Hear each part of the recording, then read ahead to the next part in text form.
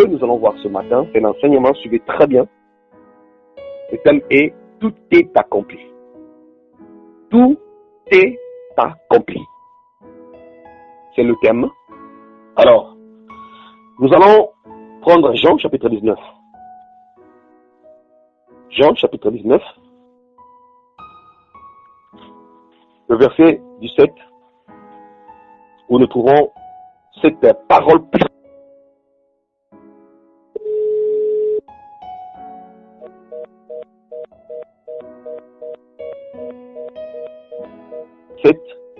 Je fais la lecture, donc comme vous savez, j'utilise beaucoup la version éphémère. La parole de Dieu nous dit, je fais la lecture, celui-ci, portant lui-même sa croix, donc Jésus, sortit de la ville pour se rendre à l'endroit appelé lieu du crâne en hébreu, Golgotha. C'est là qu'ils le crucifièrent, lui et deux autres. On plaça une croix de chaque côté de la sienne. Celle de Jésus était au milieu. Pilate fit placer un écriteau que l'on fixa au-dessus de la croix. Il portait cette inscription, Jésus de Nazareth, le roi des Juifs. Comme l'endroit où Jésus avait été crucifié se trouvait près de la ville, beaucoup de Juifs lurent l'inscription écrite en hébreu, en latin et en grec. Les chefs des prêtres protestèrent auprès de Pilate. Il ne fallait pas mettre le roi des Juifs, mais cet homme a dit, je suis le roi des Juifs. Pilate répliqua, ce que j'ai écrit restera écrit. Lorsque les soldats eurent crucifié Jésus, ils prirent ses vêtements et en firent 4 parts. Symbole de l'évangile. Une part pour chacun. Restait la tunique qui était sans couture, tissée tout d'une seule pièce et haut en bas. Les soldats se dirent entre eux, au lieu de la déchirer, tirons au sort pour savoir qui l'aura. C'est ainsi que s'accomplit. Écoutez bien cette phrase. C'est ainsi que s'accomplit. Donc c'est le verbe qui m'intéresse. C'est ainsi que s'accomplit. Donc on voit il y a un accomplissement et vous allez comprendre tout au long de mon enseignement. C'est ainsi que s'accomplit. Je répète, c'est ainsi que s'accomplit. Il y a un accomplissement ici. Donc vous comprenez déjà le thème, tout est accompli. Donc nous voyons déjà que non, il commence à voir les accomplissements des choses. Et la finalité, donc d'accomplissement, je dirais des accomplissements de toutes choses. Et Christ va dire maintenant là quoi? Tout est accompli. Tout. C'est-à-dire sans laisser quelque chose. Tout est accompli.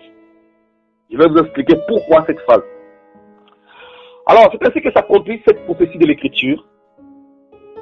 Ils se sont partagés mes vêtements. Donc, il y a un des accomplissements. Parce qu'il y en a beaucoup qui devaient s'accomplir. Ils ont tiré ma tunique au sort. C'est exactement ce que firent les soldats. Près de la croix de Jésus se tenait sa mère, la sœur de sa mère, Marie, femme de Clopas, et Marie de Magdala. Envoya sa mère et à côté d'elle, les disciples qui l'aimaient, donc Jean. Jésus dit à sa mère, voici ton fils. Puis il dit au disciple qui est Jean, voici ta mère. À partir de ce moment-là, le disciple l'a pris chez lui. Après cela, Jésus, sachant que désormais tout était, vous voyez, tout était achevé. Tout était accompli. Tout. Donc, on va dire que derrière, il n'y a rien qui reste. Donc, sachant que tout était accompli, dit pour l'écriture, il dit pour que l'écriture soit accomplie. J'ai soif. Près de la source se trouvait un vase. Près de là, se trouvait un vase rempli de vinaigre. On attacha donc une éponge imbibée de ce vinaigre au bout d'une branche d'hysope et on l'approcha de la bouche de Jésus. Quand il eut goûté le vinaigre, Jésus dit, voyez, tout est accompli. Il pencha la tête et rendit l'esprit. Maintenant, ici, c'est le commentaire maintenant, c'est l'écrit maintenant de l'apôtre Jean qui continue maintenant à dire. Ce n'est plus maintenant Christ qui parle, mais c'est Jean maintenant qui parle. Comme on était à la veille du sabbat, et de plus d'un sabbat particulièrement solennel, les chefs des Juifs voulaient éviter que le cadavre reste en croix durant la fête. Ils allaient trouver Pilate pour lui demander de faire briser les jambes des suppliciés et de faire enlever les corps. Les soldats vinrent donc et brisèrent les jambes au premier des criminels crucifiés avec Jésus, puis à l'autre. Quand ils arrivèrent à Jésus, ils constatèrent qu'il était déjà mort et ils ne lui brisèrent pas les jambes. L'un des soldats lui enfonça sa lance dans le côté et aussitôt il en sortit du sang et de l'eau. C'est lui qui rapporte ces faits, donc Jean, lui-même, qui fait comme s'il était encore comme une troisième personne. Mais c'est lui-même, il dit, donc il s'est enlevé, mais c'est lui-même qui parle. C'est lui qui rapporte ces faits, les a vus de ses propres yeux, et son témoignage est vrai. Donc le témoignage de Jean est vrai. Il sait parfaitement qu'il dit la vérité pour que vous aussi vous croyez. Verset 36. En effet, écoutez bien, c'est très important. En effet, tout cela est arrivé pour que se réalise cette parole de l'Écriture, dans votre version, pour que l'Écriture s'accomplisse. Voilà. Donc, toutes ces choses sont arrivées pour que la parole s'accomplisse. Aucun de ces eaux ne sera brisé. De plus, un autre texte déclare, ils tourneront le regard vers celui qu'ils ont transpercé. Ça, c'est le premier texte. Et je vais prendre encore un deuxième texte. Je vais expliquer cette phrase de tout est accompli et on va progresser. Ephésiens, chapitre 1er. Ephésiens, chapitre 1er. À partir du verset 9 jusqu'au verset 10, j'ai lu au nom du Seigneur. La Bible dit que pour que, donc on nous a donné l'intelligence et la sagesse pour que nous connaissions le secret de son plan. Ce plan, il l'a fixé d'avance en Christ. Donc en fait, quand Christ à la croix, en mourant, et a dit tout est accompli, en fait, Christ parlait en fait aussi de ce plan dans le verset 9, que le plan que Dieu avait tenu secret, le plan de la rédemption, le plan du salut, le plan de l'arrivée de Jésus pour sauver les hommes. Et ce plan-là, il l'avait déjà fixé, Dieu lui, un plan, donc d'avance dans sa bonté en Christ. Il dit quoi? Verset 10, pour conduire les temps vers l'accomplissement, voyez. Donc, quand les temps se seraient accomplis, et voilà ce jour-là à la croix, il dit tout est accompli. Donc, justement, il parlait de ce verset que Paul a expliqué. Donc, vous allez voir, je donnerai les différents points importants du salut, les différentes démarches du salut. Voyez.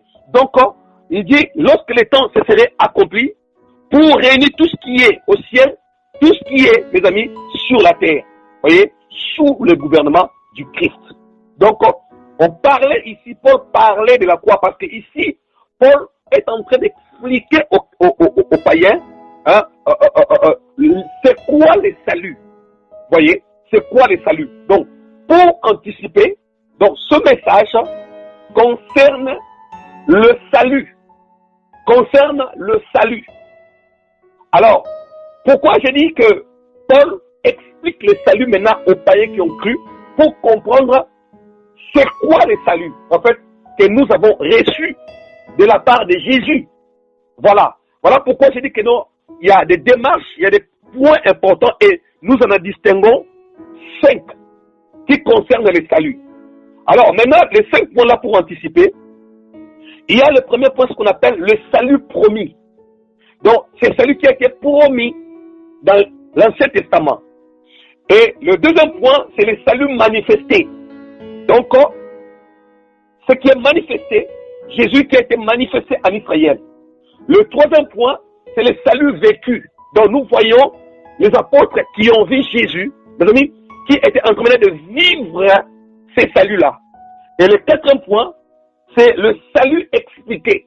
Donc, après avoir vécu les apôtres ces saluts, hein, d'abord visiblement, et aussi par des signes, donc en Israël en ce moment-là, Et les païens ne connaissaient pas encore ce salut. Et maintenant, quand ils ont été éparpillés, les apôtres, les disciples, quand ils sont partis, la parole va aller maintenant dans toutes les extrémités. Et ce qui a fait maintenant, c'est quand ils ont été évangélisés, les gens ont cru, ils ont accepté. Alors, pour ne pas le laisser ignorant, pour ne pas le laisser comme ça, de peur de perdre leur foi, voilà pourquoi les épîtres ont été écrites, envoyées, mes amis, dans les villes, dans les nations, afin que nous puissions comprendre c'est quoi le salut. Voilà pourquoi dans les épîtres, mes amis, ils ont parlé maintenant de Jésus ressuscité, en se servant aussi de quelques prophéties de l'Ancien Testament qui expliquaient qui était Christ, et ils vont expliquer maintenant, donc dans des révélations, comme Paul dit, que non, les mystères qui étaient cachés, que Dieu va révéler à ses seuls prophètes et aux apôtres. Donc on a élargi maintenant le salut, et on nous a expliqué maintenant dans la profondeur, justement, ce salut c'est quoi? Vous voyez, c'est ce qu'on appelle les épîtres. Et le cinquième point, ou la cinquième démarche par rapport au salut, c'est ce qu'on appelle le salut accompli.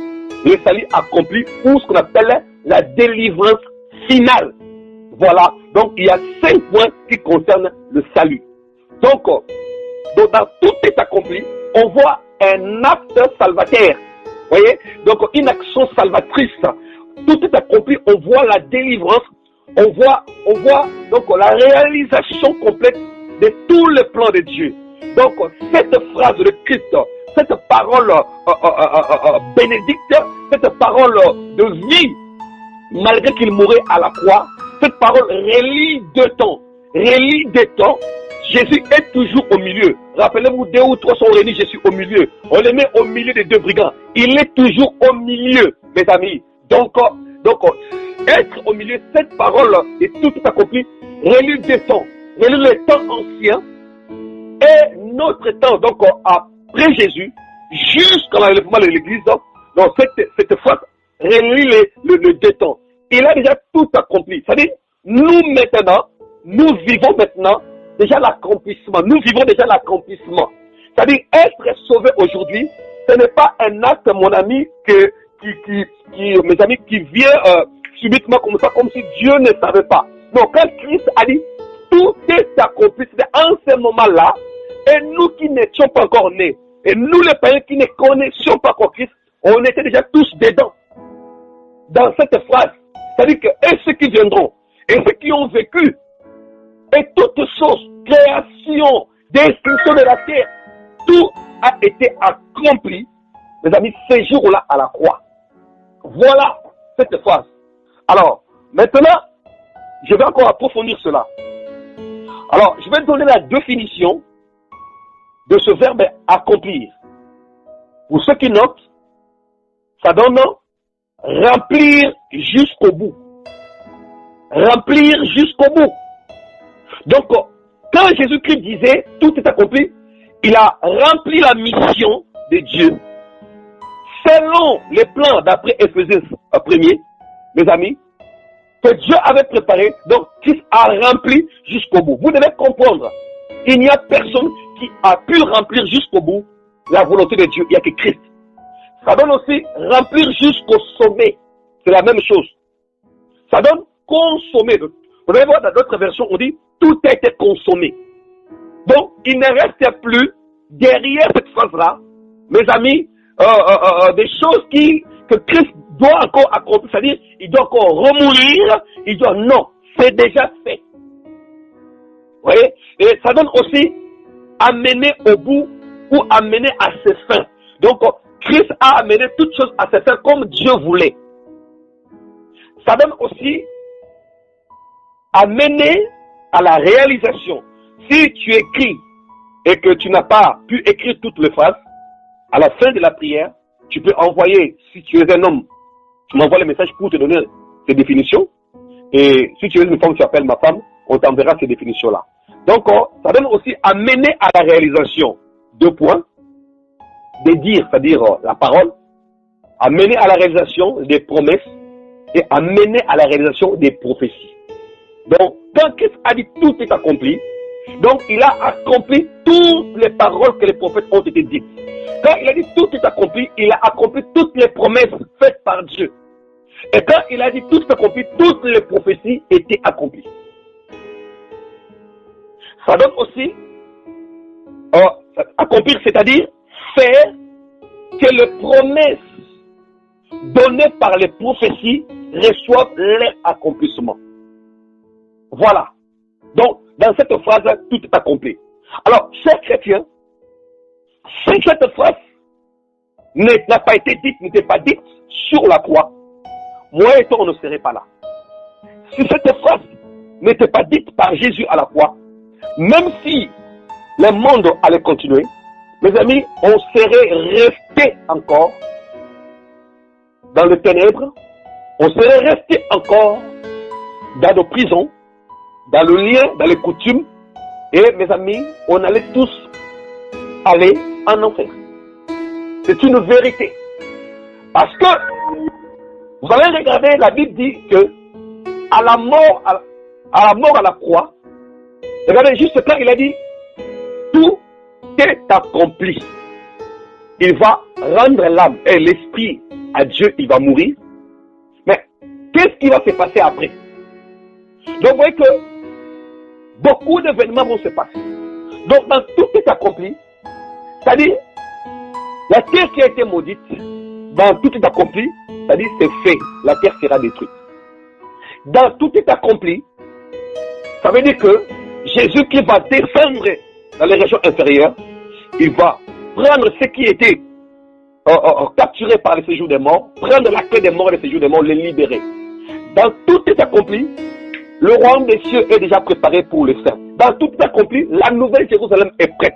Dans tout est accompli, mon ami, tu as été sauvé et libéré. Dans tout est accompli, tu as été guéri de ta maladie. Dans tout est accompli, nous voyons comme dans le livre des Colossiens, mes amis, où Jésus-Christ a dépouillé les dominations, les autorités, et les a livrées en spectacle. Il les a triomphés à la croix. Donc il a dit, tout est accompli, mon ami. Donc il y a eu l'accomplissement de tout. Et ceux qui devaient aller en enfer, ces jours-là, la condamnation a eu lieu. Ceux qui devaient être sauvés, dans tout est accompli, mes amis, leur salut a eu lieu. Donc, dans tout est accompli, les paroles, la promesse de Dieu, la gloire même de Christ promise, tout, j'ai dit, tout était accompli. Jusque dans notre génération, même les événements que nous vivons aujourd'hui, vous allez me dire, mais qu'est-ce qui raconte? C'est une vérité. Ce que nous vivons, c'est déjà accompli, c'est déjà arrêté. Dans tout est accompli.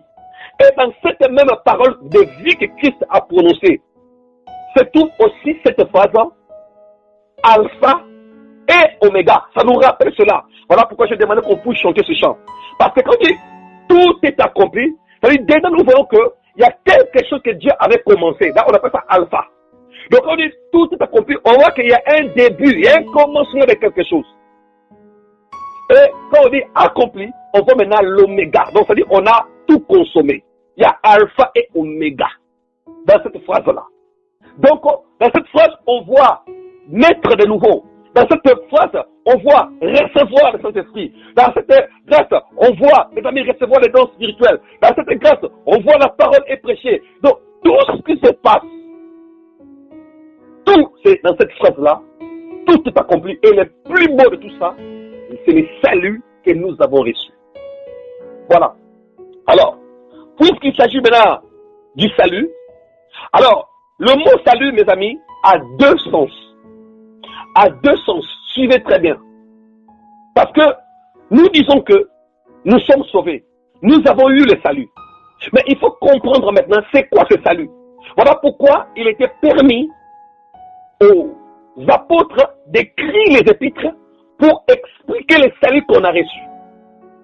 Et comment le travailler et comment vivre pour maintenant acquérir définitivement ce salut-là. Parce que le salut, mes amis, pour nous qui sommes sur la terre, nous croyons que nous sommes sauvés, mais il est encore potentiel. Mais il n'y a que Dieu qui sait qui donc qui est vrai, donc finalement sauvé. Donc voilà pourquoi la Bible dit dans on le lira, c'est-à-dire nous attendons ce qu'on appelle la rédemption finale.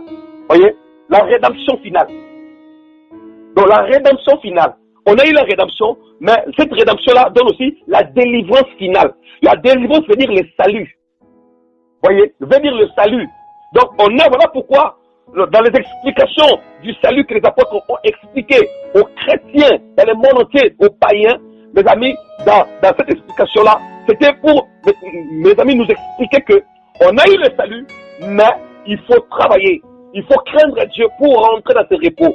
Voilà pourquoi Philippe dit, travaillez à votre salut. Et nous travaillons le salut quoi? Comment? En craignant Dieu, en marchant la sanctification, en priant, en fuyant le péché, la corruption qui est dans ce monde, pour maintenir, pour soigner et garder ce salut, afin que le jour de la délivrance finale arrivera pour rentrer. Voilà pourquoi, mes amis, vous allez voir que il y en a qui n'ont pas su, d'après la parole de Dieu, d'après les explications du salut aux nations, et Paul va dire qu'il y en a qui ont fait naufrage à la fois. Vous voyez? Donc, ils ont eu le salut, mais ils n'ont pas su le garder suite au désir de ce monde et suite à l'argent, suite au champ de ce monde, mes amis. Et ils vont faire naufrage à la fois. Dans le livre de 2 Timothée 3, la Bible dit régnant le maître qui les a rachetés. Même le livre de Timothée en parle. Régnant le maître qui les a rachetés. Donc avant de régner, il faut d'abord accepter. Donc le maître les avait bien rachetés à la fois. Ils avaient bien rachetés, ils ont cru. Mais au bout d'un certain moment, ils l'ont régné. Vous voyez? Donc ça veut dire que le salut peut se perdre. Dieu sait qui donc est sauvé. Mais nous croyons, mais nous ne savons pas si nous allons rentrer. Mais on a quand même la foi. Voilà pourquoi, et cette fois, nous devons gérer ce salut et ne pas faire naufrage. Ne pas régner le Seigneur. Et qu'est-ce qui fait que nous puissions régner le Seigneur? C'est des choses que nous rencontrons dans ce monde. Ont une puissance. Voilà pourquoi ça me rappelle encore l'œuvre de Dieu qui s'est faite hier à l'église. Donc vous avez remarqué que je n'étais pas l'intercession pour les délivrances. Mes amis, Dieu est bon. Dieu est bon. Dieu a fait du bien aux personnes. Je ne citerai plus le nom. Donc, pour ceux qui ne veulent pas passer, ça c'est des problèmes. Mais vous qui êtes passés, estimez-vous heureux. Estimez-vous heureux. Parce que, frère, ce n'est pas facile de faire une confession. Parce que, quand tu es à la maison et tu viens, tu dis, je vais aller tout dire. Mais au moment où tu te mets à parler, donc tu sens que ça commence à bloquer. Donc, vous vous rendez compte que la puissance de la confession, à ce moment-là, pour la personne qui confesse, devient plus forte que son salut. Donc, la personne n'arrive pas à dire la vérité. Ça le bloque. Et vous devez savoir, quand quelqu'un confesse, il renverse le trône du Satan. Parce que la confession, ce n'est pas facile. Ce n'est pas facile. Imagine maintenant ton passé qui est lourd, par exemple. Tu viens et tu commences à le dire avec facilité. Ce n'est pas facile. Ce n'est pas facile. Mais tous ceux qui sont passés, à moins que vous ayez menti quelque part, mais si vous étiez vraiment sincère, ça n'a pas été facile. Mais Dieu les a aidés de sortir des choses qui sont enfouies en eux et qu'ils ont vraiment gardé, cachées que pour eux-mêmes, des secrets qu'ils ne te diront jamais. Mais à cause de la puissance de la parole, ils ont ouvert le cœur. Que Dieu le bénisse. Mais regarde comment Satan retient le cœur. C'est-à-dire, tu te dis seulement, je suis sauvé. Mais tu n'arrives pas à dire. Et regarde comment la puissance de la confession prenne même les dessus sur le salut. Voyez? Voilà comment beaucoup resteront.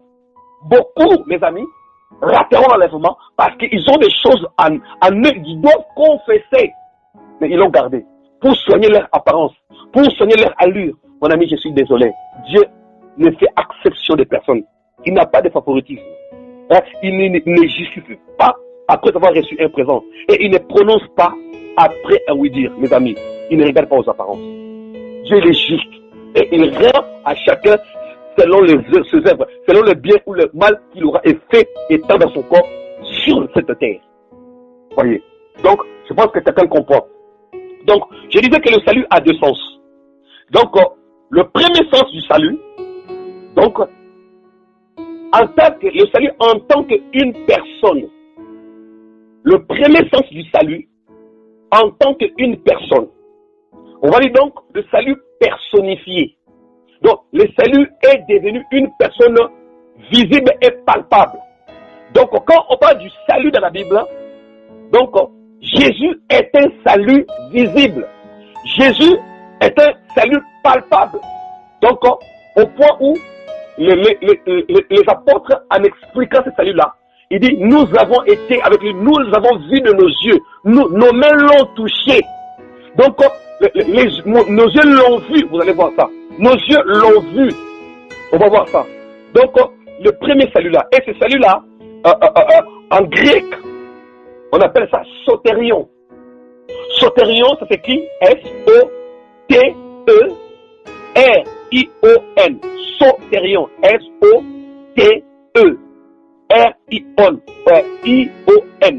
Donc, ici, c'est un salut personnifié. Donc, un homme, Jésus, qui donne maintenant en français, c'est sotérion. C'est lui qui sauve. C'est lui qui apporte le salut. C'est lui qui incarne le salut. Vous voyez, Jésus qui est l'incarnation du salut. Je répète, salut en tant que personne vivante, palpable. Veut dire, sotérion, c'est lui qui sauve, c'est lui qui apporte le salut, c'est lui qui incarne le salut, ou à travers de qui Dieu veut accomplir le salut. Le salut, pardon, c'est ça. Donc, Jésus était la personne même du salut. Donc, quand il était sur la croix et est en train de dire tout est accompli, c'est-à-dire en donnant son corps, donc le Seigneur a donné le salut. Eh bien, il s'est donné lui-même. Philippiens 2. Il s'est donné lui-même. Donc, en tant que salut, s'est donné. Voilà le premier sens du salut. Jésus est le salut. Le deuxième sens du salut, donc le point B, le salut en tant qu'un acte à accomplir. Je répète, donc le deuxième point, le point B, le salut en tant qu'un acte à accomplir.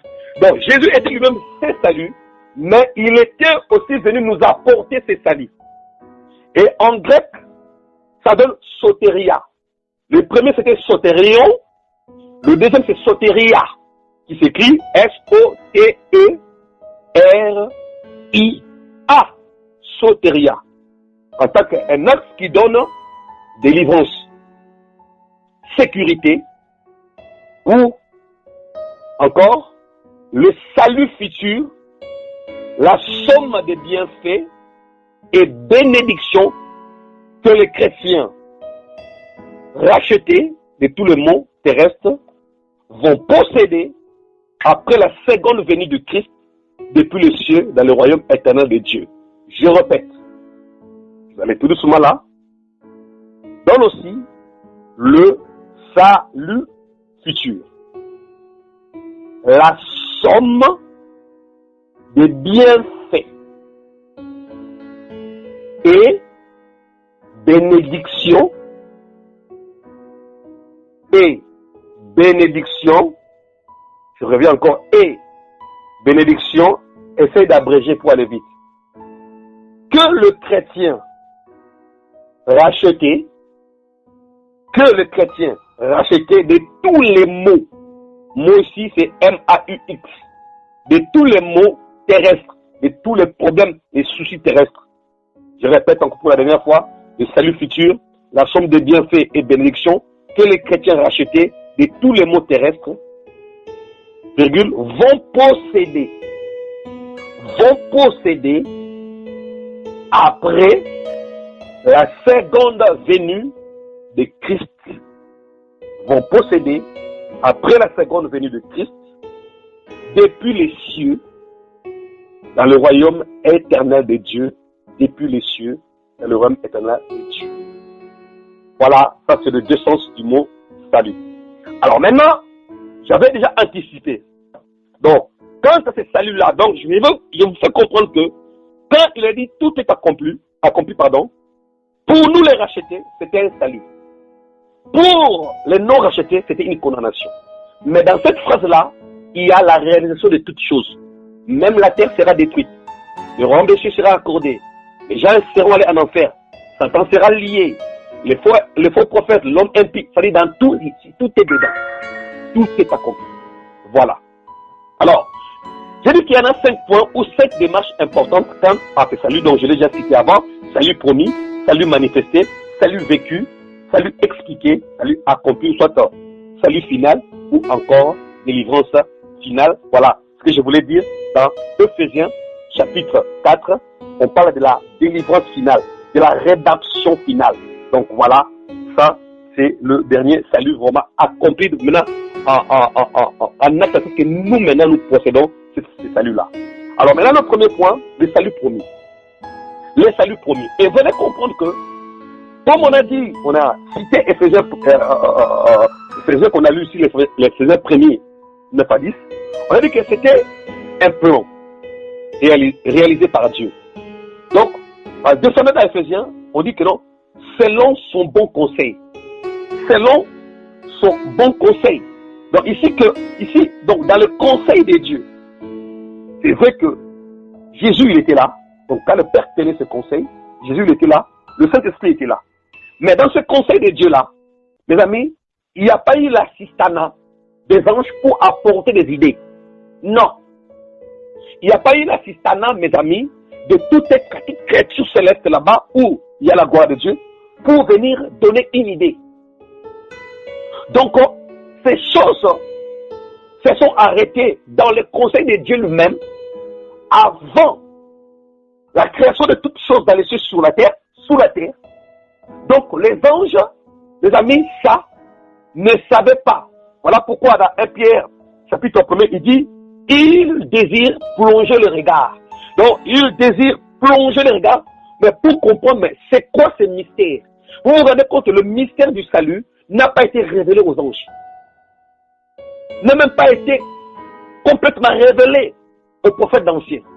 C'est-à-dire que non, les anges étaient curieux de comprendre, mais comment notre Créateur, Dieu, peut devenir humain et naître dans une table, mes amis, où il y a les saletés des animaux dans une puanteur.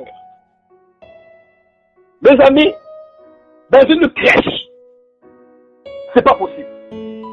Mais quelle est cette sagesse de Dieu que les anges ne comprenaient pas, n'en revenaient pas? Mais comment? Comment? C'est pas possible. C'est comme si, les amis, on nous montre Donald Trump ou Macron, le président qui s'assoit à Élysée là-bas, Maison Blanche. Vous le voyez, je vais donner quel exemple je vais dire. Cet homme-là est en train de dormir là où il y a le saleté des animaux. Vous n'allez pas croire, mais attends, c'est pas possible. L'homme de la gloire. Et voilà pourquoi la Bible, les anges désirent jeter, mais comment? Il est complètement. Voilà pourquoi la Bible dit que non. Dieu a la sagesse infiniment variée. On ne peut pas comprendre. Voilà pourquoi il dit, mes voix ne sont pas vos voix. Il ne parlait pas seulement aux hommes, mais les voix de Dieu ne sont pas aussi les voix des anges. Ces voix restent le ciel, c'est les voix de Dieu. Il sait ce qu'il fait et il n'échoue jamais. Ça c'est un mystère. Voilà pourquoi il va révéler ce mystère-là aux apôtres. Et Paul est tellement reçu, mes amis, ce mystère-là, il va crier au haut profondeur de la sagesse. Au profondeur de la sagesse. Il dit que dans tes sciences, ta parole, tes pensées sont insondables et impénétrables. Il dit, qui a connu tes pensées pour t'instruire? Qui? C'est-à-dire qu'à un moment, Paul a craqué.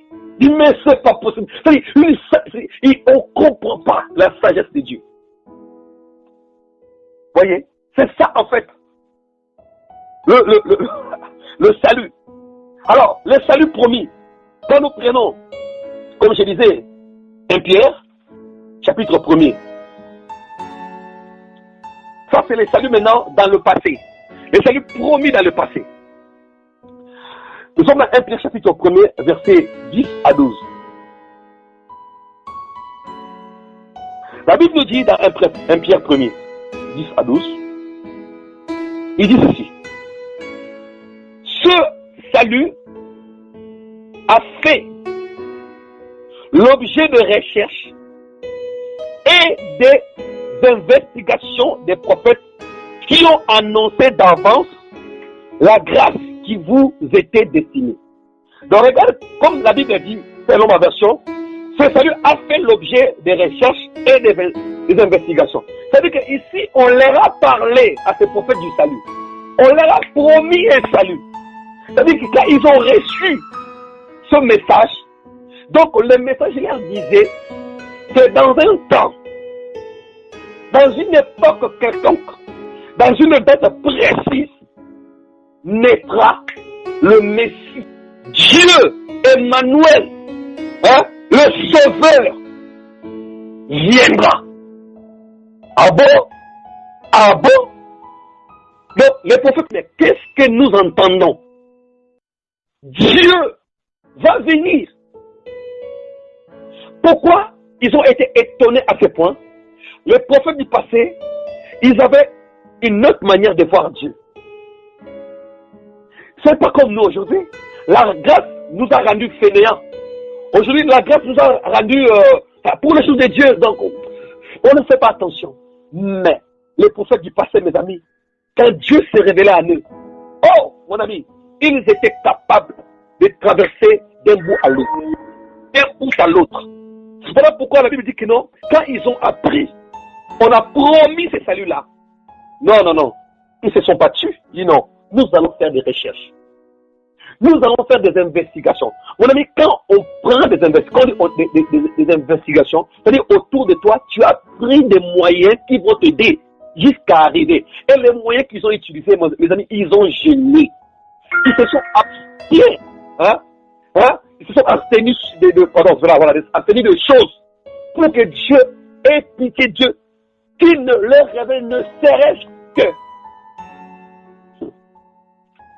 La Bible dit, 11, ils cherchaient à découvrir à quelle époque, même si Dieu n'est pas arrivé, mais dis-nous seulement, même si devant nous il y a encore 4000 ans, mais au moins tu nous dis que dans 4000 ans il va venir. Donc ils voulaient, ces prophètes-là, aller mourir en paix, où ils savent que dans 4000 ans, comme ça, ils auraient écrit, ils auraient prophétisé pour dire dans 4000 ans il viendra. Mais la date a été bloquée. De la même manière que le Seigneur a caché la date et l'époque, et c'est de la même manière que Christ dit, pour ce qui est du jour, il n'y a que le Père seul qui sait. La même chose, frère. Pour ce qui est du jour, la date de l'enlèvement, seul le Père sait. Et ici c'était pareil. Les saluts personnifiés. La Bible dit que donc, il cherchait à découvrir à quelle époque et à quels événements se rapportaient les indications données par l'Esprit du Christ qui était en eux. Cet Esprit en eux est annoncé. La Bible dit même, on annonçait d'avance les souffrances de Christ. Maintenant, les prophètes se sont assis et se mettent maintenant à réfléchir. Mais comment Dieu? Attends, non, là on ne comprend plus rien là. Dieu va souffrir? Mais qui peut le faire souffrir? C'est la question qui s'est posée maintenant. Mais qui peut faire souffrir Dieu?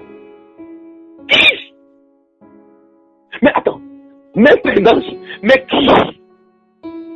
Ils avaient une façon de voir ces dieux. Mais créateur du ciel et de la terre. Mais, oh, Dieu leur a enseigné qui il était. Mais ils se sont dit, mais attends, mais comment? Mais qui donc peut être capable de faire souffrir Dieu? Mais il y avait un mur, il y avait un voile, mon ami. Et la Bible dit quoi? La Bible dit, donc, par là même de la souffrance et après aussi de la gloire qui devait suivre derrière. Ah, mais Dieu, tu nous dis quoi? Mais tu es déjà dans la gloire. Mais comment tu vas souffrir?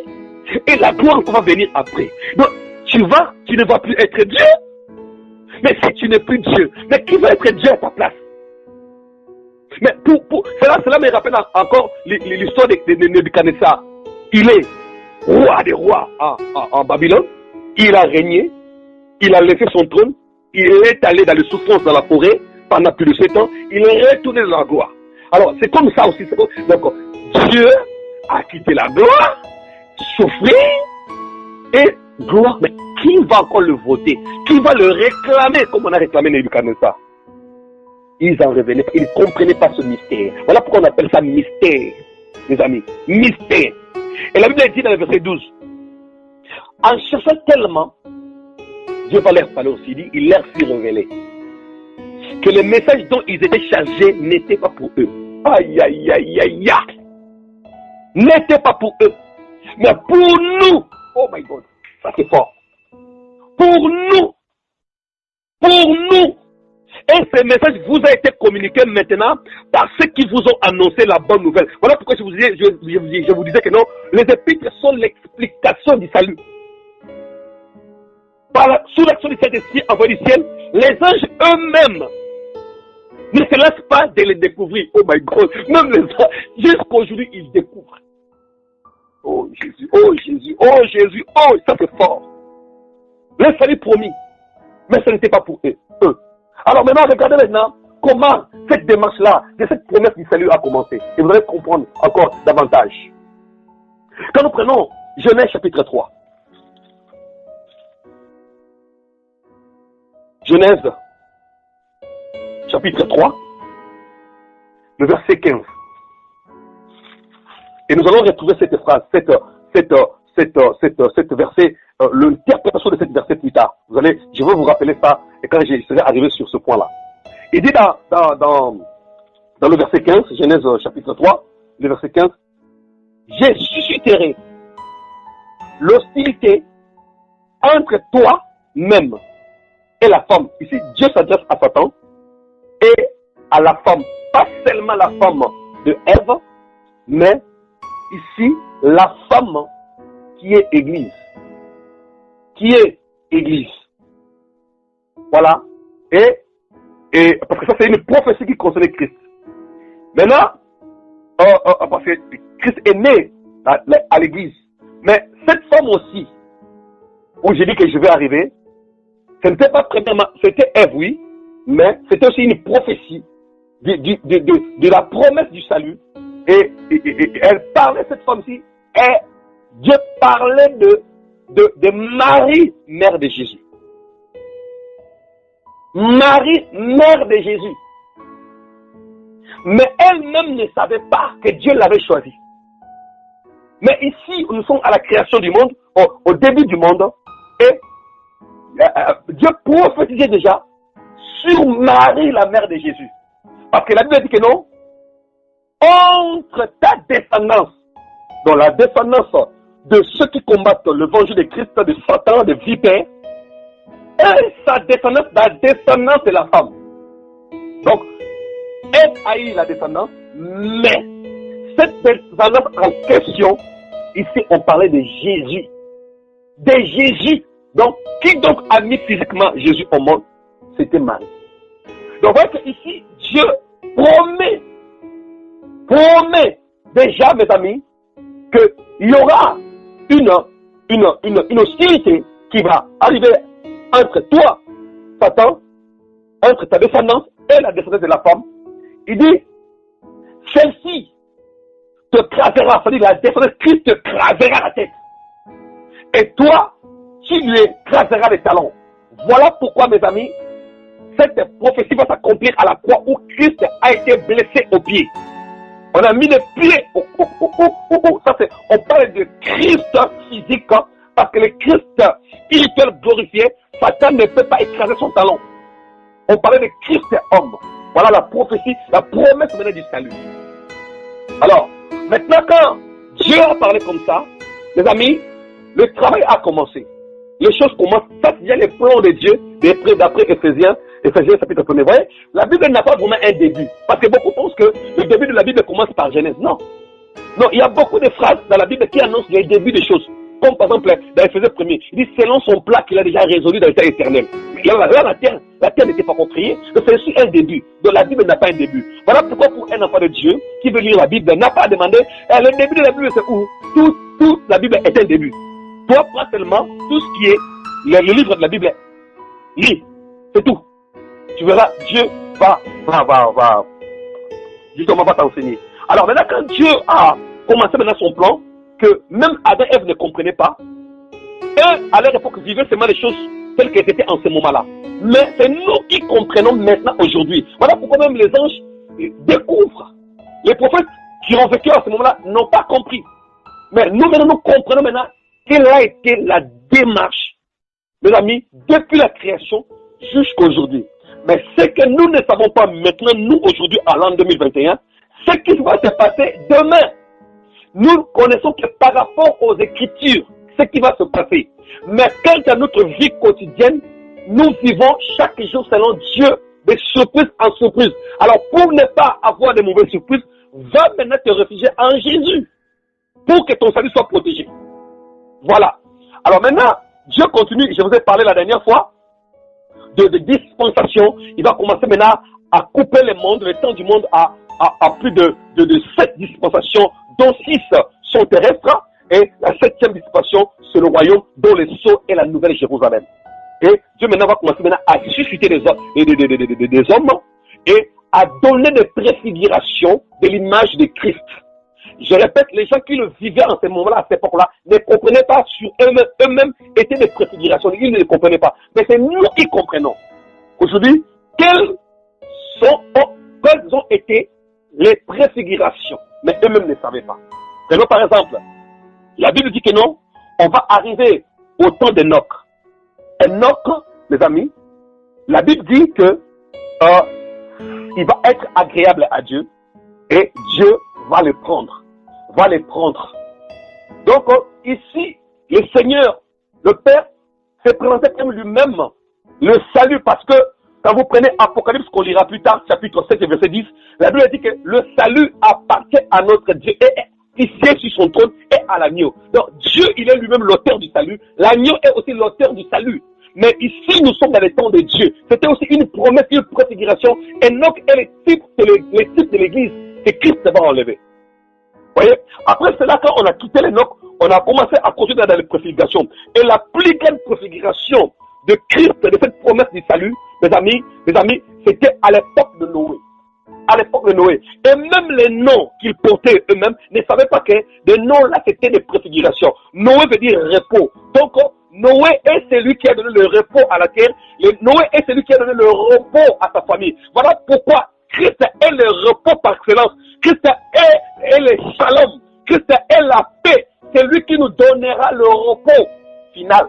Et voilà pourquoi Dieu lui dira, tu as été intègre dans tes voies. Comme Christ, il a été intègre. Noé fut aussi une image de Christ, une préfiguration de Christ. Et Dieu lui dit, construis l'arche. L'arche, c'est aussi Jésus, qui est l'arche. L'arche. Et les eaux sur lesquelles l'arche a pu voguer, c'est la condamnation. Non, nous sommes aujourd'hui rentrés dans l'arche, dans la nouvelle arche de l'alliance qui est Jésus, et nous voguons au-dessus de la condamnation. La condamnation est sous nos pieds, mais le salut est avec nous. Donc l'arche était l'image de Christ, et Noé lui-même en tant qu'homme, sa femme et ses enfants, c'est l'image de toi père, de toi mère et de tes enfants. Je sois béni Noah. Tu bien comprendre? Et on va quitter, on va poursuivre des petites préfigurations comme Abraham. Abraham, père de la foi. Mais le véritable père, par exemple, de la foi, c'est Jésus lui-même. Parce que la Bible dit, c'est lui qui suscite en nous la foi et l'amène à la perfection. C'est Dieu lui-même qui est l'auteur de la foi. Mais Abraham, en tant qu'homme, Dieu se servit de lui. Mais c'était aussi une image de Dieu. Voilà pourquoi il est venu comme une icône pour dire qu'aujourd'hui, quand quelqu'un meurt, il est allé dans le sein d'Abraham.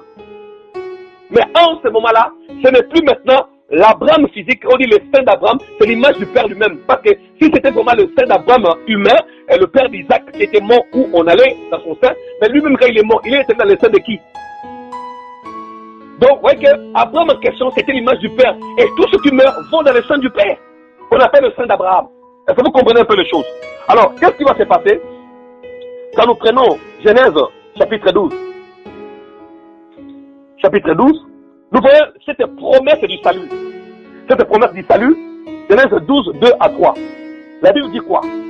La Bible dit, je ferai de toi l'ancêtre d'une grande nation, je te bénirai, je ferai de toi un homme important et tu deviendras une source de bénédiction pour les autres, pour d'autres.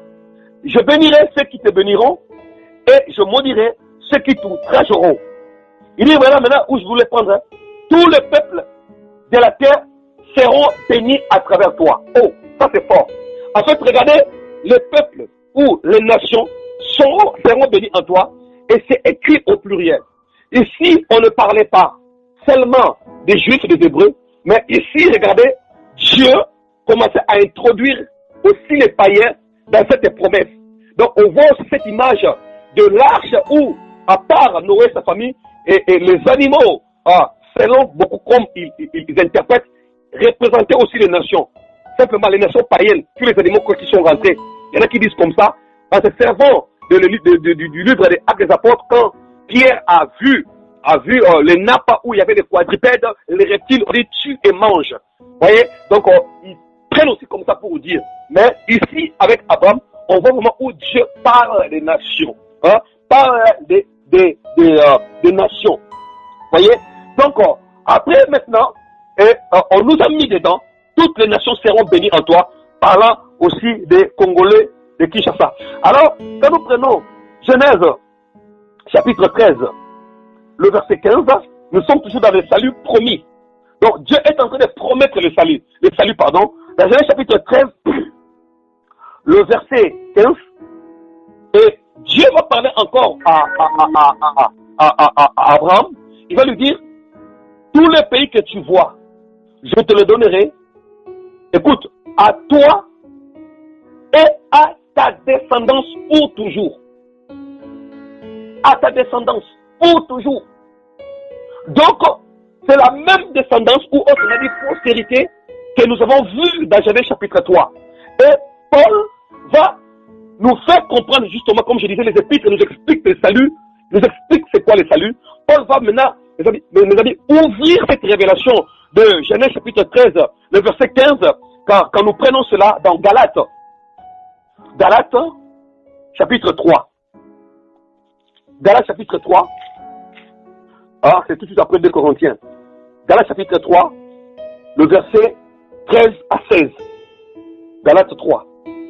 Donc, c'est salut promis. Vous voyez qu'on peut même parler du passé, mais dans le présent, comme on prend dans Galates. Voilà. Et Paul dit dans Galates 3, verset 13 à 16, il dit, le Christ nous a libérés de la malédiction que la loi faisait peser sur nous, en prenant la malédiction sur lui à notre place. Il est en effet écrit, maudit est quiconque est pendu au gibet. Jésus qui l'a fait pour que, grâce à lui, écoute bien, la bénédiction d'Abraham s'étende aux non-juifs. Voyez, s'étende aux non-juifs et que nous recevions par la foi l'esprit que Dieu avait promis. Regarde maintenant le verset 15. Mes frères, prenons un exemple de la vie ordinaire. Lorsqu'un homme a rédigé son testament en bonne et due forme, personne ne peut l'annuler ou y ajouter quoi que ce soit. Or, 16, c'est à Abraham et à sa descendance qu'on a vu dans Genèse chapitre 13. Dans Genèse chapitre 3, à sa descendance que Dieu a fait ses promesses, donc les promesses du salut. Il n'est pas dit à ses descendances. Comme s'il devait y avoir plusieurs lignées pour bénéficier de ces promesses. Mais il a dit à ta descendance désigne une seule descendance, c'est-à-dire le Christ. Voilà, Paul nous l'a fait comprendre. Quelqu'un me comprend. Donc, voilà pourquoi, frère, à l'époque même d'Abraham, il va y avoir des préfigurations. Ou même, Dieu dit à Abraham, je verrai si tu m'aimes. Mais il ne savait pas que Dieu le prouvait. Il dit, donne-moi ton fils unique, celui que tu aimes. Offre-le-moi en sacrifice. Suis bien ce côté-ci. J'en ai déjà parlé. En tant qu'homme, Abraham devait crier, pleurer. Mais vu qu'il avait foi en Dieu, il dit, il a donné, il a repris, je veux le faire. Il est monté sur la montagne et le fils va lui poser la question. Isaac va poser la question à Abraham. Il dit, mais père, voici le bois. Regardez bien, lisez bien la Genèse. Vous allez voir qu'il dit, voici le bois. Le bois était au singulier, n'était pas au pluriel. Et le bois là symbolisait la croix. La croix, c'est la personne de Jésus. Il dit, le bois est là, le couteau est là, le feu est là, mais où est l'agneau? On n'a pas dit où est le bélier, où est l'antilope, où est la chèvre, mais où est l'agneau? Voyez, le couteau et le feu symbolisent le jugement que Christ a porté sur la croix. Mais l'agneau, il est où? Regarde maintenant la réponse d'Abraham. Il dit, mon fils, Dieu lui-même se pourvoira. Dieu, je répète, Dieu lui-même se pourvoira. Il n'a pas dit Dieu pourvoira. Non, Dieu se pourvoira. Donc c'est un verbe pronominal. Donc, quand on dit que Dieu se pourvoira, ça veut dire que non, la solution viendra de l'intérieur de Dieu lui-même. La solution viendra de l'intérieur de Dieu lui-même. Voilà pourquoi dans Jean chapitre 8, Jésus qui dit, je suis sorti de mon Père. Donc quand Abraham disait, Dieu se pourvoira, il a prophétisé que le Christ viendra des entrailles du Père. Alors, quand il voulu égorger Isaac, Dieu a parlé par l'ange. Je vois maintenant tu me crains et tu aimes Dieu. Voici, il y avait à côté un bélier. Un bélier attaché. Alors maintenant, dans la famille des béliers, il y a le bélier qui est le père, la brebis qui est la maman, et l'agneau qui est l'enfant. Donc, le bélier en question, qui est l'image du père, c'était le père lui-même qui s'est pourvu. Qui s'est pourvu, Christ étant dans le Père. C'est ça en fait la préfiguration. Et dans Hébreu, on nous dit que non. Quand Abraham offrit son fils, ça veut dire qu'il avait la foi qu'un jour Dieu ressusciterait son fils, ce qui est l'image de Christ. La préfiguration de Christ. Vous voyez, la promesse était là. Dans Genèse chapitre 22, rapidement, il faut que tu comprennes les enseignements parce qu'il faut qu'on nous explique c'est quoi les saluts auxquels nous nous attendons. Dans Genèse chapitre 22, verset 18, la Bible dit, tout le peuple de la terre seront bénis à travers ta descendance, donc à travers Jésus, parce que tu m'as obéi. Voyez frère, donc Dieu promet les saluts, mais Abraham ne pouvait pas vivre 5000 ans pour vivre ça. Mais nous, aujourd'hui, nous comprenons. Alors maintenant, le Seigneur maintenant va continuer, mes amis, dans la démarche de ce salut-là. Regardez, il dit quoi? Il dit dans le verset 18 que nous venons de lire, il dit, tout le peuple de la terre, donc vous voyez que tous les peuples concernés seront bénis à travers ta descendance, donc qui est Jésus. Donc, parlant de païens. Et je vais vous montrer. Prenons Matthieu, chapitre 1er. Matthieu, chapitre 1er, le verset 1 jusqu'au verset 5. Nous lisons. Matthieu 1er, 1 jusqu'à 5. La Bible dit quoi? Voici la généalogie de Jésus-Christ, de la descendance de David et d'Abraham. Vous voyez, d'Abraham. Abraham eut pour descendant Isaac. Isaac eut pour descendant Jacob. Jacob eut pour descendant Judas et ses frères. De Tamar, Judas eut pour descendant Pérez et Zéra. Pérez eut pour descendant Esdron. Esdron eut pour descendant Aram. Aram eut pour descendant Aminadab. Aminadab eut pour descendant Nachon. Nachon eut pour descendant Salma. De Rahab, Salma eut pour descendant Boaz ou Boz. De Ruth, Boz ou Boaz eut pour descendant Obed. On s'arrête là. Est-ce que vous n'êtes pas en train de voir des nations païennes dedans? Quand il a dit dans Genèse 22, tout le peuple de la terre, donc introduisant les nations. Oui, regarde, ici, ce n'est que, pardon, excusez-moi, la descendance des Hébreux. Mais regardez dans la descendance des Hébreux, les païens même sont rentrés dedans. Regarde, le verset 3, on parle de Tamar. Tamar n'était pas dans la nation hébreu. On parle de Rahab. Rahab n'était pas hébreu. On parle de Ruth. Ruth n'était pas hébreu. Regarde maintenant, dans le salut qui devait amener Christ, même les païens sont rentrés dedans. Même les païens sont rentrés dedans. Tamar, Rahab et Ruth. Donc la parole s'accomplit. Donc ce que Dieu est en train de dire, voilà pourquoi quand Christ dit tout est accompli, il y a l'accomplissement de ça, de ça, de ça, de ça, de ça. Maintenant lui, il accomplit tout. Même les païens sont rentrés dans l'affaire. Tamar, Rahab, et Ruth, les païens. Et le reste, c'était que les Hébreux. Voyez?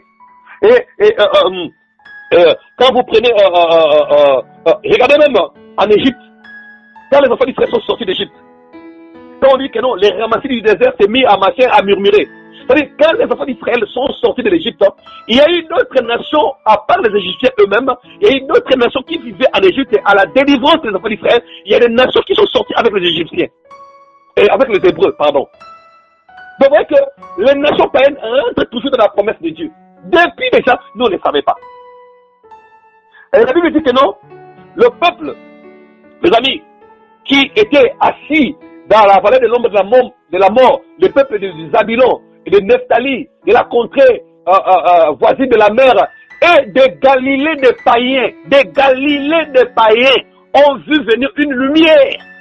Le Galilée des païens, parce que vous devez savoir, en Israël, il y avait aussi des païens qui occupaient des contrées. Je vais donner un exemple. Rappelez-vous, dans Marc, chapitre 5, le fou de Gadara. Le fou de Gadara, la Bible dit, il y avait des gens qui étaient là, qui étaient en train de paître le pourceau, les amis. Vous voyez? Donc, un juif ne peut pas paître le pourceau parce que c'est interdit dans la loi. Donc, ce sont des païens, en fait, qui élevaient des pourceaux et on leur avait donné une contrée. Voilà, des gens qui ont trouvé peut-être l'asile, on a donné les droits d'asile de vivre en Israël, c'est eux qui élevaient les pourceaux. Donc, ils bénéficiaient aussi des promesses de Dieu. Je pense que quelqu'un est en train de me comprendre par rapport à la promesse du salut. Même Paul en parle dans Actes chapitre 13, verset 44 que nous allons prendre. Enfin, je préfère vraiment enseigner cette parole de Christ tout accompli. Même si je ne le finis pas, mais j'ai vraiment besoin d'expliquer les saluts. Le salut, c'est très important. Dans Acte 13, 44 à 48, regardez, Acte 13, prenons cela. La Bible dit quoi? 44 à 48, la Bible dit, le sabbat suivant, presque toute la ville se rassembla pour écouter la parole du Seigneur. En voyant tant de monde, les Juifs furent remplis de jalousie et se mirent à contredire Paul et à l'injurier. Paul et Barnabas leur déclarèrent alors avec une pleine assurance, c'est à vous en premier que la parole de Dieu devait être annoncée. Mais puisque vous la refusez et que vous-même ne vous jugez pas digne d'avoir part à la vie éternelle, nous nous tournons vers ceux qui ne sont pas juifs, donc vers le païen, car le Seigneur a bien défini notre mission lorsqu'il a dit, je t'ai établi pour que tu sois la lumière des nations et pour que tu portes le salut, voyez, jusqu'au bout du monde. Ça concerne d'abord Jésus, mais la mission a été donnée à Paul et à Barnabas. Donc les païens rentraient aussi dans cette promesse-là, que tu es, que je suis. Nous sommes dans les promesses du salut, c'est-à-dire la délivrance, c'est-à-dire le salut pour rentrer, parce que le salut veut dire aussi s'échapper d'un danger. Et quel est donc le danger qui arrive? La grande tribulation et l'enfer. C'est les dangers qui attendent, mes amis, les hommes. Voyez? Alors maintenant, Dieu va continuer. Et qu'est-ce qui va se passer, mes amis? À ce moment-là, Isaac va épouser Rebecca, et Rebecca va avoir maintenant Esaü et Jacob. Et Jacob, de son côté, mes amis, va avoir les 12 fils, comment on appelle, les 12 fils d'Israël, le patriarche. Il va donner les noms à Ruben, Siméon, Lévi, Judas, Dan, Nephtali, Gad, Aser, Issachar, Zabulon, Joseph et Benjamin. Nous, eux là-bas, les enfants sont nés. Bon, il y avait Dina, mais on ne l'a pas compté parce qu'il voit beaucoup plus le côté patriarcal que le côté matriarcal. Alors maintenant, voilà, il va avoir 12 enfants. Eux-mêmes ne savaient pas. Quand même ils donnaient les noms, ne savaient pas que cela voulait dire quoi. Or, c'était aussi des préfigurations de Christ. Voyez, il va faire 12 fils, 12, c'est l'image du fondement. Christ est le fondement. Voilà pourquoi Paul dit, j'ai posé un fondement, une fondation qui est Christ. Donc Christ était le fondement, mes amis, d'Israël. Voilà pourquoi même le nom de Jérusalem a été donné, qui veut dire le fondement de paix. C'est Christ qui est le fondement d'Israël. Voilà pourquoi quand Ruben est né, le premier fils qui est Ruben est né, on lui a donné le nom de Ruben. Et qui veut dire, voici un fils. Voici un fils. Ruben signifie, voici un fils. Donc, rappelez-vous, quand Christ se faisait baptiser, qu'est-ce que Dieu a dit? Voici mon fils. Simeon veut dire exaucer. Christ le dit. Tu m'as toujours exaucé. Et quand on parle de Lévi, Lévi veut dire attaché, joint. On a vu comment Christ a été attaché. Quand on parle de Judas, Judas veut dire louange de l'Éternel. Christ, c'est la joie de Dieu, c'est la louange de Dieu. Dan veut dire justice.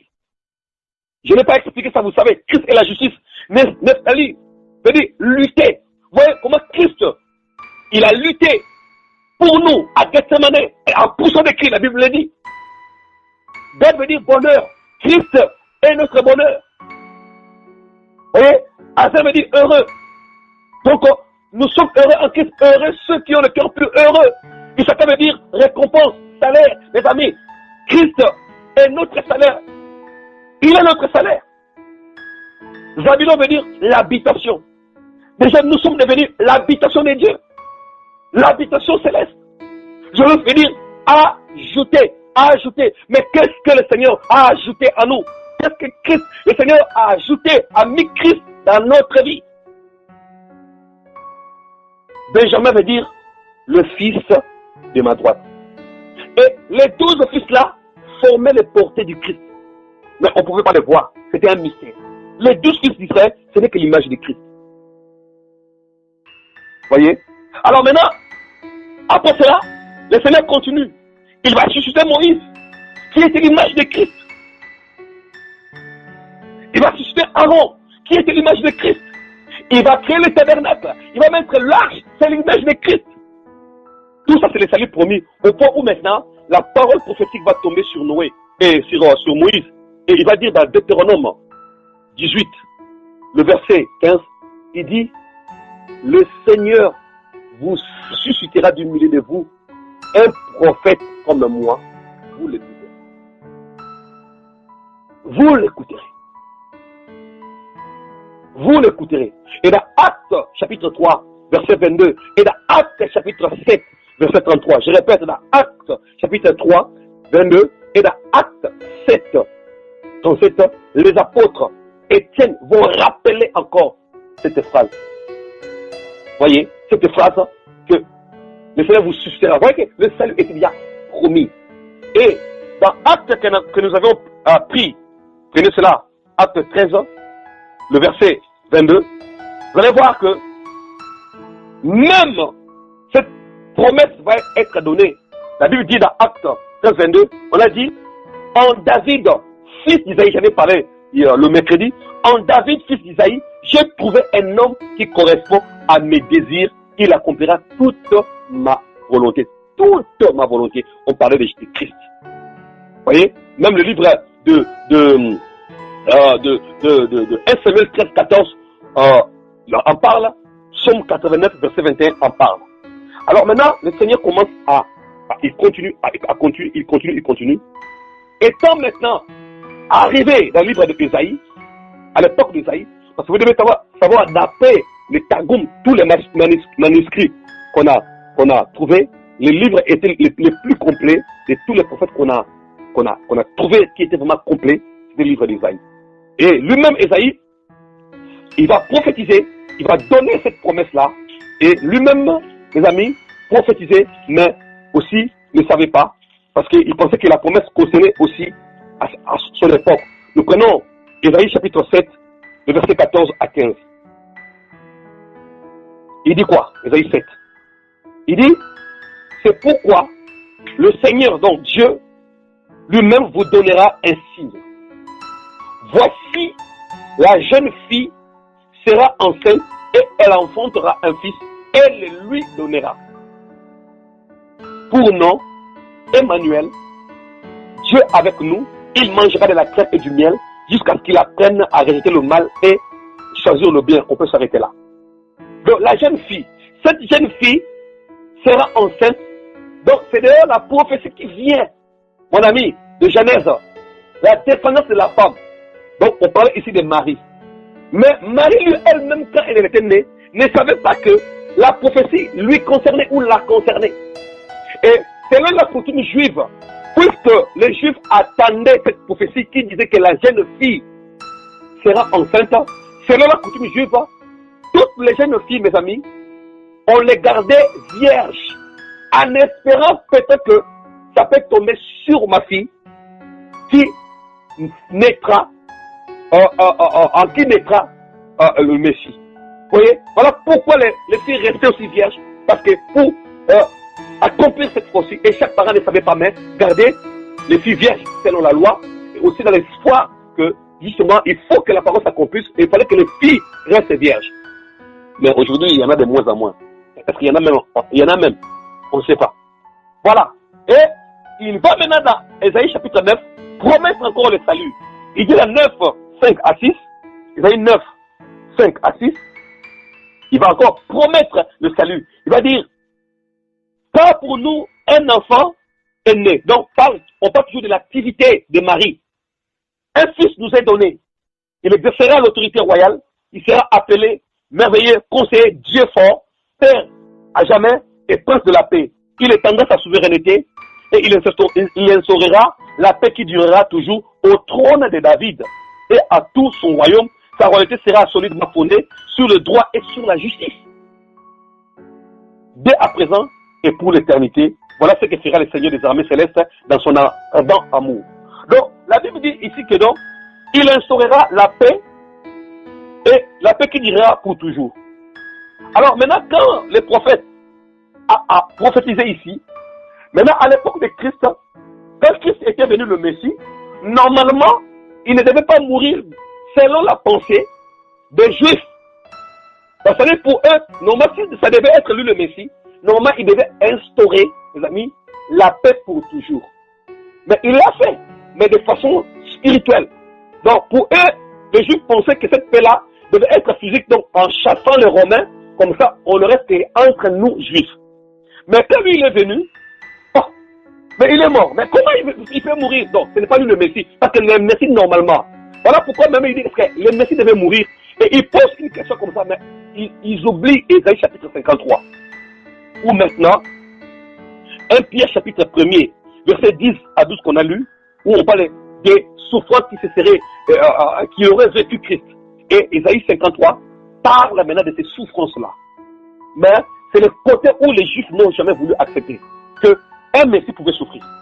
Parce que s'ils avaient accepté Ésaïe 53, ils auraient compris que c'était lui le Messie. Mais ça, pour eux, voilà pourquoi les anges, voilà pourquoi les prophètes qui ont prophétisé étaient étonnés. Mais comment Dieu peut souffrir? Voilà, je pense que quelqu'un a compris. Voilà ce qu'on appelle, mes amis, les saluts promis. Voilà pourquoi même dans Michée, chapitre 5, on va parler sur Bethléem, Ephrata, et Fata, si je ne me trompe pas, où on dit que non, et toi, tu n'es pas la moindre des villes, donc de toi sortira un roi qui pétera, voilà. Donc, on a déjà promis les saluts, et tous les Juifs attendaient ça. Mais les Juifs ne pensaient que le salut les appartenait, comme ils disaient que le salut, comme on dit dans Jean 4, le salut vient des Juifs. Même quand Christ l'a dit, oui, il y a des Juifs, des Hébreux, voilà, des Judas, qui est né là-bas, mais pas des Hébreux, des Samaritains, voilà, des Israélites, voilà. Donc, ils pensaient que c'était seulement pour eux. Or, Dieu dans son plan, comme on vient de dire que non, le salut l'a promis était aussi pour les païens, et on a expliqué ça, où on a donné le verset, les païens sont rentrés aussi dans cette promesse du salut. Donc, je pense que quelqu'un comprend déjà la promesse du salut. Maintenant, le deuxième point, peut-être que je m'arrêterai sur le deuxième point. Le mercredi, soyez connectés. Je vais maintenant expliquer le salut vécu et le salut expliqué et le salut accompli. Je prends du temps de l'explication pour que tu comprennes d'où vient le salut, la démarche du salut et l'existence du salut que nous parlons aujourd'hui. n'a eu lieu que quand l'homme est tombé. Voilà pourquoi la mention du salut est sortie. Sinon, parce que quand on parle du salut, il faut que l'homme tombe, qu'il soit, et qu'il va vers la condamnation, et on vient l'attraper pour ne pas être condamné. Voilà pourquoi Satan et ses démons ne peuvent pas avoir le salut. Parce qu'eux, ils sont déjà condamnés. Ils sont déjà jugés. Voilà pourquoi la Bible dit dans Hébreu, il n'est pas venu en aide aux anges. Il parlant des anges qui sont déchus.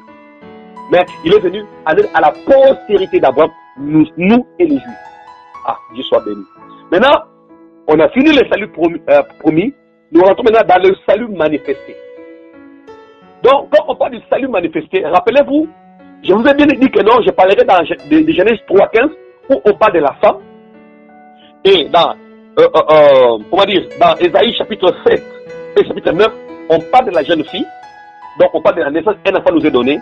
Et je vous ai déjà dit, cette femme-là, c'était Marie. Mais Marie elle-même ne savait pas. Les Juifs de ce moment-là ne savaient même pas que cette époque-là était déjà arrivée. Ils ne savaient même pas. Ils attendaient seulement l'accomplissement de cette prophétie, mais ils ne savaient pas que c'était à cette époque-là qu'il devait arriver. Marie lui-même, il est né. Ses parents l'ont éduqué comme toute autre fille. Joseph l'a pris en fiançailles. Il ne pensa même pas. Il n'y avait même pas un signe que le temps était arrivé. Ça, c'était le plan de Dieu. Alors maintenant, ce salut-là va se manifester. Rappelez-vous de cette définition, il y a deux sortes de salut. Soterion veut dire le salut personnifié. Et c'est de ce salut-là qui est Christ humain, physique, que je vais parler. Nous prenons Tite, chapitre 2.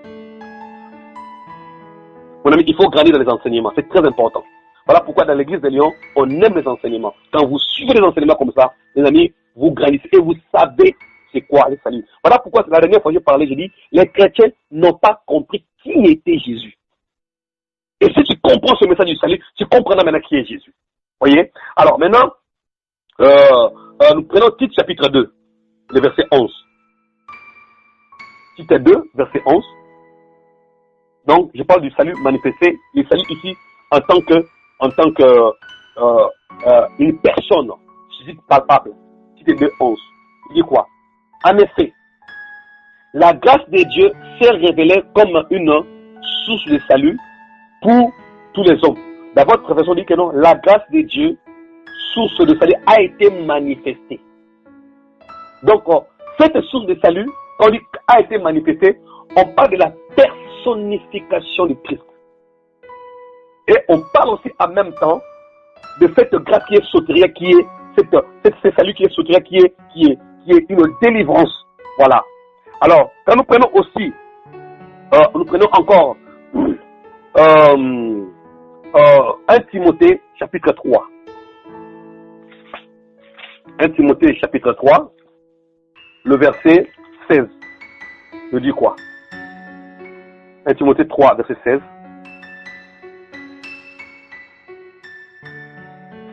Disons au nom de Jésus. La Bible dit, il dit, attends, je me suis trompé là. Voilà. 1 Timothée, moi, dans ma Bible, ça a changé. On va commencer à partir du verset 14. J'ai bon espoir de venir te rejoindre très bientôt. Je t'écris cependant tout cela. J'aime beaucoup ce verset. Afin que si ma venue devait être retardée, donc quand Christ parle, parce que il ne tarde pas à l'accomplissement de ses promesses, mais il a retardé. Voilà pourquoi Christ ne revient pas encore. Parce que normalement, la durée qu'on a fait de 2000 jusqu'à aujourd'hui, normalement Christ devait venir. Parce que quand dans chaque âge de dispensation, Dieu ne mettait pas aussi longtemps pour passer à une autre dispensation. Regardez, depuis la 6e dispensation qui est arrivée, qui est l'Église, jusqu'à l'entrée de la 7e dispensation qui est le royaume, regarde le temps que ça a pris. Donc, Dieu use de patience pour que beaucoup soient sauvés. Il dit, si je tarde à venir, saura comment se tenir dans l'église de Dieu. Voilà, comment on doit se comporter dans la famille de Dieu, c'est-à-dire dans l'église du Dieu vivant. Cette église est une colonne qui proclame la vérité, un lieu où elle est fermement établie. Voici ce que nous reconnaissons ensemble. Il est grand. Voilà, il est grand. Donc, le mystère de la piété, il est grand. Le mystère de la piété, il est grand. Le secret du plan de Dieu, il dit quoi? Le Christ qui fait l'objet de notre foi, dit quoi? A été manifesté. Voilà. A été manifesté. Donc, a été montré visiblement. Ouais. Il s'est révélé comme un être humain. Parce que ma Bible dit, il s'est révélé comme un être humain. Et déclaré juste par le Saint-Esprit. Il a été vu par les anges. Voilà pourquoi dit, dans lequel les anges désirent jeter des regards. Et il a été proclamé parmi les non-juifs. On a cru en lui dans le monde entier. Il a été élevé dans la gloire. Voyez? Donc, ça, le salut, maintenant, manifesté. Donc, je commence par ces deux versets pour vous dire, cette promesse-là, maintenant, c'est personnifié. Jésus-Christ, maintenant, en physique, en chair et en os. Regardez maintenant la chronologie, ou soit la démarche que Dieu a fait pour manifester maintenant ce salut. Regardez comment les choses se sont passées. Je vous ai dit au départ, je vous ai dit quoi? Dans Genèse chapitre 3, le verset 15, et dans Ésaïe 7 et Ésaïe 9, on nous parle de la femme. Genèse dit ta descendance, la descendance de la femme, parlant de Marie. Et Ésaïe 7 dit, parle de cet enfant qu'on appellera Emmanuel. La jeune fille est tombée enceinte. Voilà, on parlait de Marie.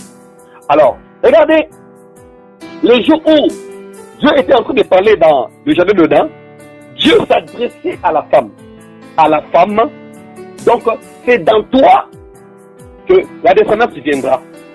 Alors, regardez maintenant comment ce salut se manifestait. Vu que Dieu avait parlé à la femme qui était le type de Marie, mère de Jésus, quand nous prenons Luc, chapitre 1er, mes amis, regardez bien comment la parole de Dieu s'accomplit. Hein. Dieu parle à Ève, qui était l'image de Marie, la première personne sur cette terre, à part les prophéties, la promesse du salut que nous venons d'expliquer, la première personne qui avait vu, les amis, la manifestation physique de ce salut, c'était la femme. C'était la femme. C'était Marie. Ce n'était même pas Joseph. Ce n'était même pas Joseph. C'était la femme. Dans Luc, chapitre 1er. Luc, chapitre 1er, verset 26 à 32. La Bible dit quoi? 6 mois plus tard, Dieu envoya l'ange Gabriel dans une ville de Galilée appelée Nazareth. Chez qui? Ma version dit c'est une jeune fille. Comme on dit dans Ésaïe, c'est la jeune fille liée par fiançailles à un homme nommé Joseph, un descendant du roi David. Cette jeune fille s'appelait Marie. C'est-à-dire que quand on a envoyé Gabriel ici, Joseph ne savait pas. Marie elle-même ne savait pas que c'était elle qu'on avait choisie. Ne savait même pas que le temps était arrivé. Il n'y avait aucun signe de l'autel pour dire que non, c'est ce jour ici. Même le sacrificateur qui rentrait dans le lieu saint, personne ne savait. Même le singe. Oh my God. Sauf Gabriel qui a reçu la mission. Mais lui-même étant venu, il y avait des secrets. Parce que Dieu, quand il veut faire son secret, c'est avec son fils. Voilà pourquoi le fils dit que non, à qui le fils veut révéler. Il y a quelque chose qui révèle. Et aujourd'hui, comme Christ n'est plus là, c'est le Saint-Esprit qui nous révèle. Voyez?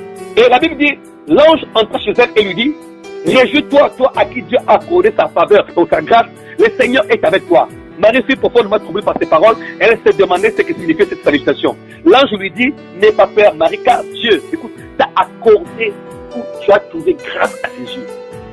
Voici bientôt, tu seras enceinte, ah bon? Et tu mettras au monde un fils, ah bon? Et tu le nommeras Jésus. Mais c'est qui Jésus là? Parce que Marie savait qu'on l'appellera Emmanuel. La Bible dit, elle l'appellera, la jeune fille l'appellera. Donc Marie devait l'appeler Emmanuel. Donc si ange n'avait pas dit Jésus, donc on l'aurait appelé Emmanuel. Ce qui n'est pas faux, il est toujours Emmanuel. Mais Dieu maintenant, il a caché le mot Jésus, mais il a mis seulement le mot Emmanuel pour dire simplement, en gros, Dieu sera avec vous. Mais c'est Dieu-là, parmi vous s'appellera comment? Et quand on a donné le nom de Jésus, pour dire mais justement, il s'appellera délivrance, il s'appellera Jésus. C'est lui qui sauvera son peuple de tous leurs péchés. Waouh! Tu l'appelleras Jésus. Donc on va comparer avec Emmanuel, mais on ne voit pas vraiment où ça se rapproche. Mais Emmanuel avec Jésus, oui, Dieu parmi nous, mais Jésus. Ange continue dit, tu le nommeras Jésus, il sera grand, il sera appelé quoi? Fils du Dieu très haut. Et le Seigneur, Dieu lui donnera le trône de David, son ancêtre. Il régnera éternellement sur le peuple ici de Jacob et son règne n'aura pas de fin. Voyez? Donc, Marie était la première à savoir la manifestation. Parce que quand l'enfant est rentré par la vertu du Saint-Esprit, mon ami, avant que Jésus ne soit au courant, Marie d'abord, il voit la manifestation de ce salut-là dans son ventre. Parce que quand une femme est tombée enceinte, mon ami, ce n'est pas l'homme qui va venir dire que non, tu es tombé enceinte. Non, c'est la femme qui sait quand elle est tombée enceinte. Donc, c'est la femme qui apprend la première à connaître qu'ici, il y a quelque chose qui est rentré en moi. Tu vois, dis-le-nous. Voilà. Donc, Marie était la première. La deuxième personne maintenant à apprendre de la manifestation de ce salut-là, de façon physique, c'était son fiancé, Joseph. Son fiancé, Joseph. Dieu lui a dit non. Ne crains pas. Cet enfant-là qu'il porte vient de Dieu. Ah bon? Donc, ce qu'on nous a dit, oui, c'est cela. Donc, moi, Joseph, je vais... Attends, comment? Voilà pourquoi Marie a été trouvée, mais comment cela se fera-t-il? Et la troisième personne à apprendre dans la chronologie, qui, mes amis, savait que Christ s'est manifesté, c'était Élisabeth. Élisabeth. Quand Marie est allée la voir, continuez plus bas, vous allez voir. Moi je dis, voilà même, Élisabeth est dans son sujet, moi, de grossesse, va. Mais quand Marie est arrivée, quand elle a salué Élisabeth, Jean va bouger. Il dit, voilà la salutation de la mère de mon Seigneur, a tressailli.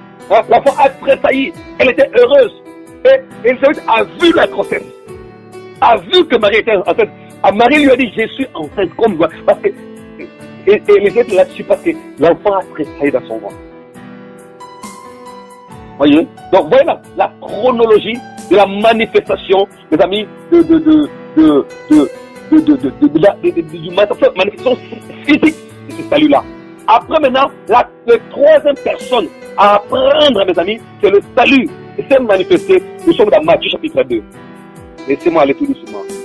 Dis-le-nous. Laisse-moi aller tout doucement, dis-le-nous. Ne me presse pas. Ne me presse pas, dis-le-nous, parce que j'ai beaucoup prié ce matin. J'ai dit à Dieu, Seigneur, je vais aller tout doucement.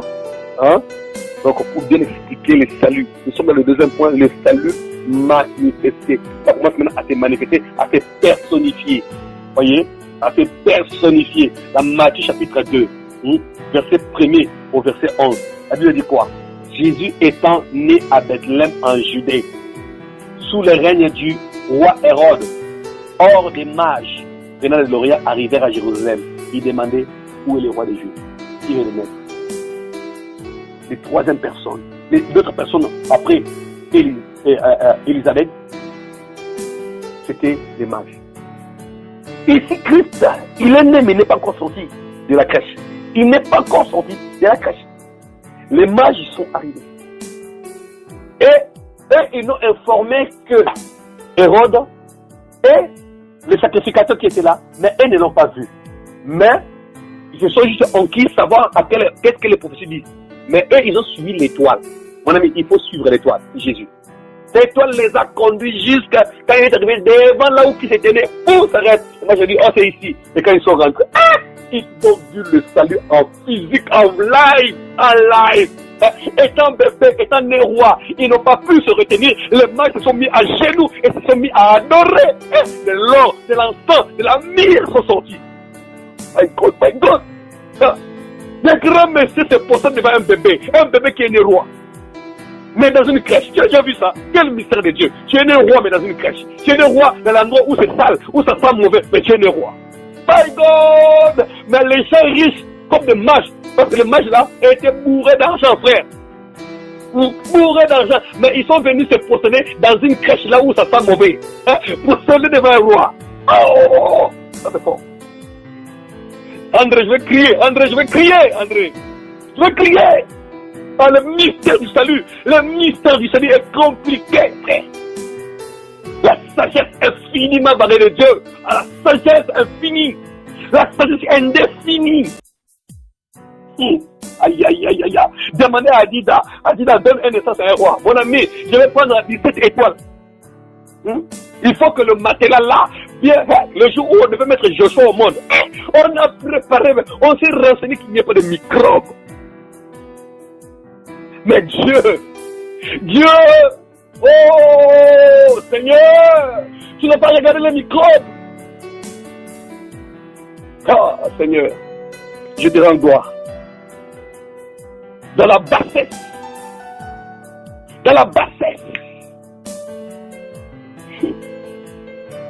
Alléluia. Oh, je commence à sentir une onction. Il y a comme un besoin de l'adorer qui monte à moi. Oh, Dieu, sois béni. Oh Dieu.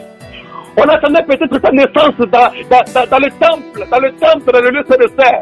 Mais tu as confondu la sagesse des sages. Tu as confondu la sagesse des mages. Tu as confondu la sagesse des sacrificateurs. Tu as confondu la loi de la nature. Tu as confondu la loi de l'éternité. Tu as confondu la tente des anges. Un roi, un Dieu qui naît dans une crèche, là où les animaux sont là. Quelle sagesse! Oh, de la poussière, tu relèves l'indigent. Oh Dieu, des choses qui sont viles aux yeux du monde. Oh Père, tu t'es glorifié. Tu t'es glorifié, Adonai. Tu t'es glorifié.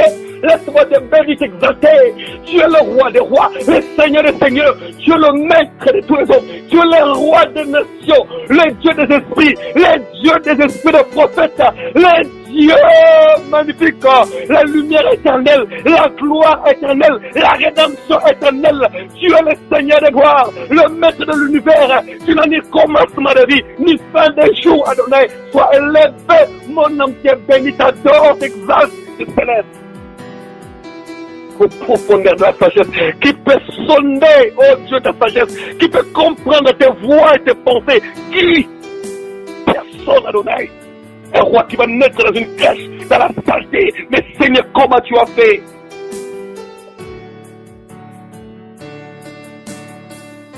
On peut ouvrir nos lignes, s'il vous plaît. Ouvrons nos lignes, adorons. Mon âme est bénie.